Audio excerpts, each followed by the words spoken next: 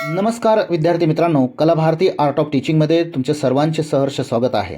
विद्यार्थी मित्रांनो, B Ed admission घेताना CETमध्ये अनेक जे विषय असतात त्या विषयांचं वितरण किंवा ॲडमिशन कोटा कसा असतो या संदर्भातली माहिती या व्हिडिओमध्ये देण्यात येणार आहे. शिवाय विद्यार्थी मित्रांनो, ज्या विद्यार्थ्यांचे कॉमर्स किंवा अर्थशास्त्र विषय असतात अशा विद्यार्थ्यांनी जेव्हा बी एडसाठी निवड होते तेव्हा विषय कोणते निवडावे आणि TETला सामोरे जाताना त्यामध्ये कोणते कोणते विषयांची निवड आवश्यक आहे, किंबहुना या संदर्भातली इतरही काही महत्त्वाची माहिती की जी TET आणि CTET किंवा TIIT देणाऱ्या विद्यार्थ्यांसाठी अत्यंत महत्त्वाची राहणार आहे. याच विषयाला पुढे घेऊन जाण्याअगोदर एक विनंती आहे विद्यार्थी मित्रांनो, की जर तुम्ही माझ्या चॅनलवर नवीन असाल आणि अजूनही माझं चॅनल लाईक, शेअर आणि सबस्क्राईब केलेलं नसेल तर कृपया करून लाईक, शेअर आणि सबस्क्राईब करा आणि जास्तीत जास्त विद्यार्थ्यांना ही माहिती पाठवा. चला तर अधिक वेळ न घेता आपण व्हिडिओला सुरुवात करूया. विद्यार्थी मित्रांनो, जे BEd झालेले आहेत, जे DEd झालेले आहेत अशा सर्व विद्यार्थ्यांसाठी हा व्हिडिओ अत्यंत महत्त्वपूर्ण आहे. विद्यार्थी मित्रांनो, CET सेलच्या ब्राउझरवर किंवा माहितीपत्रकावर जर तुम्ही गेलात तर तुम्हाला अनेक प्रकारची माहिती जी आहे ती त्या ठिकाणी आपल्याला दिसेल.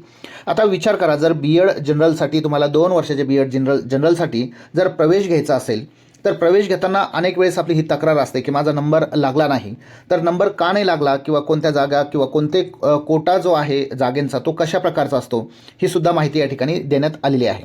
विद्यार्थी मित्रांनो, समजा विषयांचे काही जागा असतील, ज्या काही भाषा आहेत त्यामध्ये मराठी, इंग्रजी, हिंदी आणि संस्कृत असा जर आपण विचार केला तर तो जो कोटा असतो किंवा जी जागा असते ते एकूण त्या महाविद्यालयाच्या 40% इतकी त्यामध्ये दिलेली असते. आता यामध्ये असंही म्हटलेलं आहे की जर 3पेक्षा जास्त भाषा जर त्या महाविद्यालयामध्ये असेल, जसं मी म्हटलं की संस्कृत असेल कदाचित, तर अशा भाषांमध्ये सुद्धा याचं वितरण जे आहे ते समान होईल असं या ठिकाणी म्हटलेलं आहे. अर्थात कोणत्याही महाविद्यालयामध्ये जेव्हा आपण CET जनरल त्या ठिकाणी देतो तेव्हा एक गोष्ट लक्षात घ्या की भाषा विषयामध्ये त्या महाविद्यालयामध्ये 40% जागा या राखीव किंवा त्या ठिकाणी त्या विषयांसाठी दिलेल्या असतात. त्यानंतर विज्ञान शाखेचा जर आपण विचार केला, ज्या विद्यार्थ्यांचं ग्रॅज्युएशन हे विज्ञानामध्ये असेल किंवा गणितामध्ये असेल किंवा संगणक माहिती तंत्रज्ञान किंवा अभियांत्रिकीमध्ये असेल तर विज्ञानासाठी 15%, गणितासाठी 10% आणि एकूण अभियांत्रिकी किंवा जे इंजिनिअरिंग वगैरे झालेले असतात किंवा ITचे विषय त्यांच्यासाठी असतात अशा विद्यार्थ्यांसाठी 5% हे जागा राखीव दिलेल्या आहे. आपण जर Cचं पाहिलं, ज्यांचं वाणिज्य आहे, उदाहरण कॉमर्स आहे किंवा व्यवस्थापन आहे किंवा कायदा आहे, ज्यांचं लॉ झालेलं असेल किंवा कृषी विज्ञान झालेलं असेल, ॲग्री झालेलं असेल किंवा वैद्यकीय शिक्षण असेल, तर अशा विद्यार्थ्यांसाठी सुद्धा 3% आणि 2% एकूण 5% जागा ज्या आहेत त्या BEd ॲडमिशनच्या वेळेस त्या ठिकाणी दिलेल्या असतात. बऱ्याच विद्यार्थ्यांना असं वाटेल की अभियांत्रिकी केल्यानंतर किंवा इंजिनिअरिंग केल्यानंतर मला जॉब मिळेल का? जर तुम्हाला जॉब मिळालं नसतं, त्याचे काही क्रायटेरिया आहेत. जॉब जर मिळाला नसता किंवा ज्यांचं कॉमर्स आहे त्यांना BEd करता येईल का, किंवा ज्यांचं MBA आहे किंवा ज्यांचं लॉ झालेलं आहे त्यांना पुन्हा BEd जर करायचं असेल तर त्यांच्यासाठी या जागा राखीवच ठेवल्या नसतात जर त्यांना जॉबच्या ऑपॉर्च्युनिटीज भविष्यामध्ये नसतील तर. परंतु विद्यार्थी मित्रांनो, हे जॉब कसे मिळतात या संदर्भातली माहितीसुद्धा आपण पुढे पाहणार आहोत. मात्र हे वितरण जे आहे, जागेंचा कोटा जो आहे तो आपण लक्षात घेणं अपेक्षित आहे. विद्यार्थी मित्रांनो, सामाजिक विज्ञान जर इतिहास, भूगोल आणि पॉलिटिकल सायन्स किंवा जॉग्राफी या सगळ्या गोष्टींचा विचार केला तर इतिहासासाठी 10%, भूगोलासाठी त्या ठिकाणी जवळजवळ नाही म्हटलं तर 5%, 10% आहे. त्यानंतर सामाजिक, पॉलिटिकल सायन्स किंवा अर्थशास्त्र या ठिकाणचा विचार केला तर 5%. जर आपण बेरीज पाहिली तर ती 25 होते. म्हणजे इतिहास 10, भूगोल 10, सामाजिक विज्ञान यांच्यासाठी 5 असे 25% या ठिकाणी जागा ज्या आहेत त्या राखीव असतात. आता बऱ्याच वेळेस एक प्रश्न पडतो की सामाजिक शास्त्र जे आहे किंवा वाणिज्य जे आहे ते वाणिज्यामध्ये कोणकोणते विषय येतात, जे विषय घेऊन विद्यार्थी पुढे गेलेले असतात. त्यामध्ये वाणिज्य आहे, अर्थशास्त्र आहे, अकाउंटिंग आहे, बिझनेस मॅनेजमेंट आहे किंवा सांख्यिकी आहे. या सगळ्या विषय जे स्पेशल म्हणून तुमच्या ग्रॅज्युएशन लेवलवर असतात असे सर्व विषय घेऊन तुम्ही BEd पूर्ण करू शकतात. मात्र तुम्हाला जागा मिळणं न मिळणं हे CET सेलने जी काही BEd ॲडमिशनच्या वेळेस दिलेला कोटा आहे त्या कोट्याच्या आधारेच तुमची ॲडमिशन प्रोसेस पुढे जाऊ शकते. विद्यार्थी मित्रांनो, आता आपण हा एक विषयावर थोडासा प्रकाश टाकूया. ज्या विद्यार्थ्यांचं BCom आहे किंवा कॉमर्स आहे अशा विद्यार्थ्यांनी काय करणं गरजेचं आहे. मी जसं म्हटलं की 5% जागा वाणिज्य, अर्थशास्त्र, अकाउंटिंग किंवा बिझनेस, सांख्यिकी किंवा कृषी विज्ञान, वैद्यकीय विज्ञान याला 5% आहे आणि संगणक माहिती तंत्रज्ञान, अभियांत्रिकी यासाठी 5% आहे. आता हे सर्व विषय घेऊन जर आपण विचार केला आणि हे सर्व विषयांचा विचार केला आणि दुसऱ्या बाजूला स्कूल सब्जेक्टचा विचार केला तर या स्कूल सब्जेक्टमध्ये तुमचे कोणतेही विषय या ठिकाणी नाही. मग एक गोष्ट लक्षात घ्या की तुम्हाला असे विषय निवडावे लागणार आहे की जे माध्यमिक स्तरावरचे ॲज अ टीचर्स म्हणून तुम्ही अपॉइंट होणार आहे तर तेच विषय घेऊन तुम्हाला पुढे जावं लागणार आहे. आता तुमचा प्रश्न असा आहे की एखादा पोस्ट जर असेल, एखादी जागा जर असेल, त्या जागेवर एखादी निवड कशी होते. आता मी जसं म्हटलं की मध्यभागी जर तुम्ही बाणांचा जर आकार पाहिला, इन जॉब मी म्हटलेला आहे, त्या ठिकाणी ग्रॅज्युएशनवर तुमचं जे काही ग्रॅज्युएशन आहे त्या ग्रॅज्युएशनवर जो स्पेशल सब्जेक्ट आहे तोच स्पेशल सब्जेक्ट घेऊन तुम्ही BEd त्या ठिकाणी करणं गरजेचं आहे. आता इथं जर आपण पाहिलं ते वाणिज्य, तर वाणिज्य हा स्पेशल सब्जेक्ट तर BEdमध्ये नाही आहे. मग त्यावेळेस या ठिकाणी महत्त्वाचं आहे की तुम्ही कोणता विषय त्या ठिकाणी निवडणं गरजेचं आहे. ॲक्च्युली कोणत्याही पदाची जेव्हा ॲप्रूव्ड पोस्ट जेव्हा निर्माण होते तेव्हा ग्रॅज्युएशनवरचा स्पेशल सब्जेक्ट, त्यानंतर BEdवरचा स्पेशल सब्जेक्ट, त्यानंतर माध्यमिक स्तरावरची ती ॲप्रूव्ड जागा किंवा ती पोस्ट असं एक गणित त्या ठिकाणी मांडण्यात येतं किंवा या पद्धतीने ॲप्रुव्हल जे आहे त्या पोस्टचं निघत असतं. आता प्रश्न असा आहे की जर आमचे कॉमर्सचे विषय असतील किंवा कृषीचे विषय असतील किंवा इतर काही विषय असतील, मग आम्ही सब्जेक्ट म्हणून BEdला कोणता निवडावा हा विषय या ठिकाणी महत्त्वाचा ठरतो. विद्यार्थी मित्रांनो, सब्जेक्ट सिलेक्शन जे आहे वाणिज्य, अर्थशास्त्र, अकाउंटिंग किंवा बिझनेस ह्या विद्यार्थ्यांनी एक लँग्वेज प्लस एक सोशल सायन्स हे BEd करताना निवडणं त्या ठिकाणी गरजेचं आहे. त्यानंतर हेच विषय घेऊन तुम्ही TET किंवा CTETला जाऊ शकता. दुसरा विषय आहे, जर ज्या विद्यार्थ्यांचं ॲग्री असेल किंवा वैद्यकीय विज्ञान असेल, संगणक माहिती असेल, यांना हे सगळ्या सायन्सच्या शाखा आहेत. हे गोष्ट या ठिकाणी लक्षात घ्या. या सगळ्या सायन्सच्या शाखा असल्यामुळं साहजिकच त्यांना मॅथ आणि सायन्स जे आहे तेच त्या ठिकाणी मिळू शकतं, कारण मूळतः वरील सर्व विषय जे आहेत कृषी विज्ञानापासून तर अभियांत्रिकीपर्यंत हे सगळे विज्ञानाच्या शाखा आहेत. त्यामुळं त्यांना तेच विषय घेऊन CET किंवा TETला पुढे जाता येतं.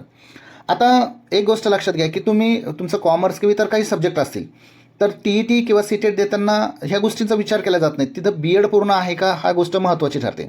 मग त्यामध्ये BEdला जो विषय किंवा जी मेथड तुम्ही घेतलेली असेल, मिनिमम 2 किंवा 3 मेथड असतात, तर ती मेथड घेतलेली असेल आणि तुम्ही TET किंवा CTETला जाणार असेल तर सगळ्यात महत्त्वाचं की सुरुवातीला 2 भाषा निवडाव्या लागतात, त्या कंपल्सरी आहे. त्यानंतर चाइल्ड डेव्हलपमेंट अँड पेडॉलॉजी, बालमानसशास्त्र, तुम्हाला त्या स्तरावरचं अर्थात तुमचं BEd झालेलं असेल तर BEdच्या स्तरावरचं बालमानसशास्त्र हा विषय अभ्यासाचा त्या ठिकाणी येऊ शकतो. जर तुमचा DEd असेल आणि तुम्ही पेपर 1 देत असाल तर तुम्हाला एन्व्हायरमेंटल स्टडीज हा विषय जो आहे तो त्या ठिकाणी द्यावा लागतो. मात्र BEd झालेले विद्यार्थी एन्व्हायरमेंटल स्टडीज त्यांना देता येत नाही, कारण तो पेपर 1ला आहे आणि BEd झालेल्या सगळ्या विद्यार्थ्यांना किमान पेपर 2साठी त्या ठिकाणी ॲपियर व्हावं लागतं. मग ज्या विद्यार्थ्यांचं BEd जे आहे ते सायन्समधून झालेलं असेल, विज्ञानामधून झालेलं असेल, ज्यांची शाखा विज्ञान असेल, ज्यांचं स्पेशल सब्जेक्ट विज्ञान असेल, असे विद्यार्थी मॅथ आणि सायन्सला जातात. आणि ज्या विद्यार्थ्यांचं सोशल सायन्समधून अर्थात इतिहास, भूगोल, अर्थशास्त्र, राज्यशास्त्र या विषयामधून झालेलं असेल त्यांना सोशल स्टडीज जे आहे किंवा सोशल सायन्स जे आहे ते त्या ठिकाणी निवडावं लागतं. आणि ही निवडण्याची प्रक्रिया जी आहे ती आपल्याला TET फॉर्म भरताना किंवा CTET फॉर्म भरताना त्या ठिकाणी करणं गरजेचं आहे. मी पुन्हा शेवटी जे म्हटलेलं आहे की वरील सर्व विषय हे BEd प्रशिक्षणात अर्थात BEd करताना आपली मेथड कोणती घेतलेली आहे यावर हे अवलंबून राहणार आहे, हे महत्त्वाचं. त्यामुळे ह्या मुद्द्यांवर सुद्धा थोडंसं लक्ष देणं त्या ठिकाणी गरजेचं आहे. उदाहरण जर आपण घेतलं तर कॉमर्स असणारे विद्यार्थ्यांनी जरी BEd पूर्ण केलेलं असलं आणि BEd पूर्ण करून ते 11वी 12वीला त्या ठिकाणी ॲप्लिकेबल राहतात, मात्र 11वी आणि 12वीला शिकवताना ज्यांचं इकॉनॉमिक्स असेल, ज्यांचे ॲग्री असेल, ज्यांचं अभियांत्रिकी असेल, मात्र BEd पूर्ण आहे, ज्या विषयामध्ये मास्टर डिग्री पूर्ण केलेली आहे त्या मास्टर डिग्रीच्या आधारे तुम्हाला 11वी आणि 12वीला त्या ठिकाणी शिकवता येतं. हा महत्त्वाचा भाग, कारण तिथं ॲप्रोल हे जे आहे ते तुमचं पोस्ट ग्रॅज्युएशनवर झालेला जो काही विषय असेल त्यावर आधारित निघत असतात. अर्थात पोस्ट ग्रॅज्युएशनचा स्पेशल सब्जेक्ट प्लस BEd या 2 आधार जे आहेत किंवा 2 बाबी ज्या आहेत त्या ठिकाणी महत्त्वाच्या ठरतात. दुसरी एक महत्त्वाची गोष्ट आहे विद्यार्थी मित्रांनो, जेव्हा TET आपण पेपर 1साठी जातो तेव्हा त्याचा स्ट्रक्चर जे आहे ते या ठिकाणी दिलेलं आहे. 2 भाषा, चाइल्ड डेव्हलपमेंट याच्यामध्ये आहे, मॅथमॅटिक्स आहे आणि एन्व्हायरमेंटल स्टडीज आहे.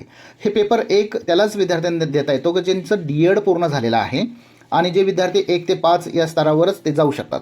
आता सगळ्यात महत्त्वाचं आपल्यासाठी पेपर 2 आहे, कारण आपण BEd पूर्ण केलेलं आहे असं जर विचार केला तर 2 भाषा या कंपल्सरी, त्यानंतर चाइल्ड डेव्हलपमेंट अँड पेडॉलॉजी हे कंपल्सरी, त्यानंतर मॅथमॅटिक्स अँड सायन्स किंवा सोशल सायन्स, म्हणजे ज्यांचं सायन्स असेल ते मॅथमॅटिक्स आणि सायन्स निवडतात आणि ज्यांचं सोशल सायन्स असेल ते ज्यांचं इतिहास, भूगोल, राज्यशास्त्र किंवा अर्थशास्त्र असेल त्यांना सोशल स्टडीज हे निवडतात त्या ठिकाणी येऊ शकतं.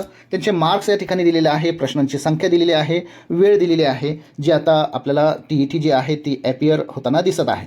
विद्यार्थी मित्रांनो, 2 दिवसानंतर जी TET होणार आहे किंवा अत्यंत कमी कालावधी TETला बाकी आहे, त्या संदर्भातली नगरहून एक बातमी या ठिकाणी जी रिलीज झालेली आहे. जी परीक्षा 10 नोव्हेंबरला आहे त्याच्या संदर्भात त्यांनी म्हटलेलं आहे की फिंगरप्रिंट चेहरा स्कॅन होणार आहे. ही एक नवीन अपडेट आहे. आणि नगरमध्ये की मिनिमम जर विचार केला आपण तर 15,791 भावी शिक्षक जे आहे ते TET देणार आहे. पेपर 2साठी सर्वात जास्त विद्यार्थी संख्या आहे. त्यानंतर त्यांचं जे काही रिपोर्टिंग टाईम आहे सकाळचा असेल किंवा दुपारचा असेल त्या संदर्भात सुद्धा माहिती या ठिकाणी दिलेली आहे. केंद्रावरचं नियोजन पूर्ण झालेलं आहे आणि सर्व विद्यार्थ्यांनी आपल्या वेळेचं जे आहे बंधन पाळणं गरजेचं आहे. 1.5 तास अगोदर केंद्रावर येणं गरजेचं आहे, कारण बाकीच्या सर्व प्रोसेस ज्या आहे त्या ठिकाणी होणार आहे. खरं तर ही परीक्षा 3 वर्षाच्या विलंबानंतर या ठिकाणी राज्य परीक्षा परिषदेकडून 10 नोव्हेंबरला शिक्षक पात्रता परीक्षा होत आहे. त्या संदर्भातली ही माहिती आहे. विद्यार्थी मित्रांनो, ही केवळ अपडेट तुमच्याकडे असावी म्हणून हा एक शब्द प्रपंच या ठिकाणी आहे. तर ही माहिती तुम्हाला कशी वाटली विद्यार्थी मित्रांनो, या संदर्भात आपले कॉमेंट्स नक्कीच कळवा. प्रत्येक कॉमेंटचं उत्तर देण्याचा मी प्रयत्न करणार आहे. चला पुन्हा एकदा जाता जाता एक विनंती आहे विद्यार्थी मित्रांनो, जर तुम्ही माझ्या चॅनलवर नवीन असाल आणि अजूनही माझं चॅनल लाईक शेअर आणि सबस्क्राईब केले नसेल तर कृपया करून लाईक शेअर आणि सबस्क्राईब करा आणि जास्तीत जास्त विद्यार्थ्यांना ही माहिती पाठवा. चला तर पुन्हा एकदा नवीन अपडेटसह मी तुमच्यासमोर येणार आहे. तोपर्यंत जय हिंद, जय भारत.